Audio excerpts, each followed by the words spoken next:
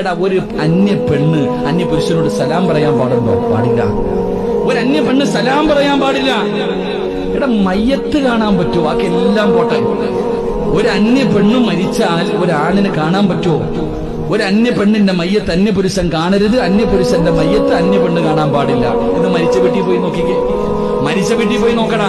പെണ്ണും പിള്ളാരുടെ തന്റെ ഭാര്യയെ കുളിപ്പിച്ച് കിടത്തിയിരിക്കുക, ഭർത്താവ് ഇങ്ങനെ തലഭാഗത്ത് നിൽക്കും, ഇങ്ങനെ നിൽക്കുക. ആൾക്കാർ വരുമ്പോ പൊക്കി കാണിക്കുക, കണ്ടോടാ എന്റെ പെണ്ണുമ്പിള്ളയെ കണ്ടോ, എന്റെ പെണ്ണുമ്പിള്ളയെ കണ്ടോ, ഇങ്ങനെ പൊക്കി കാണിക്കുക. കുളിപ്പിച്ചുകൊണ്ട് വന്ന് കിടത്തിരിക്കുക. പൊതിയാൻ പോവാ, ഇനി ആർക്കെങ്കിലും കാണണോ?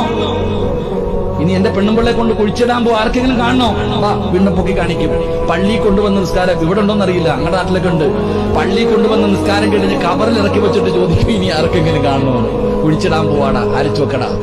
സ്വന്തം പെണ്ണുമ്പിള്ളയെ മറ്റുള്ളവന് കാണിച്ചു കൊടുക്കുന്നവൻ. നിങ്ങൾ ആലോചിക്കുക എന്റെ പ്രിയപ്പെട്ട സഹോദരങ്ങളെ. ഒരു പെണ്ണ് വയലിന്റെ സദസ്സിൽ വന്നിരിക്കുന്നുണ്ട്. താത്ത ഇപ്പോഴും തല തുറന്നിട്ടിരിക്കുക. താത്തായ്ക്ക് അറിയാം, താത്താടെ മൊബൈലിൽ വയല്, നരകം, കബറ്, പരലോകം, മത്സര. പടച്ചോനെ, എന്താ വയലെന്നറിയോ? താത്താടെ മുടി ഇങ്ങനെ തൂങ്ങിക്കിടക്കുന്നുണ്ട് ഇപ്പോഴും. ഒരു പെണ്ണിന്റെ ഒരു തലമുടി താഴെ കിടന്നുള്ള ശിക്ഷ എന്താന്ന് ആലോചിക്കേ. ഏത് താത്തായ്ക്ക് അത് അറിയാത്തത്?